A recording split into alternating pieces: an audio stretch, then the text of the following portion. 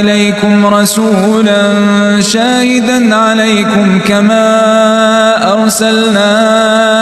إلى فرعون رسولا فعصى فرعون الرسول فأتحصوه فتاب عليكم فاقرؤوا ما تيسر من القرآن. علم أن سيكون منكم مرضى وآخرون يضربون في الأرض يبتغون من فضل الله وآخرون يقاتلون في سبيل الله فاقرؤوا ما تيسر منه وأقيموا الصلاة وآتوا الزكاة وأقرضوا الله قرضا حسنا وما تقدموا لأنفسكم من خير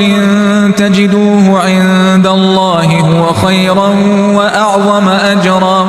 واستغفروا الله إن الله غفور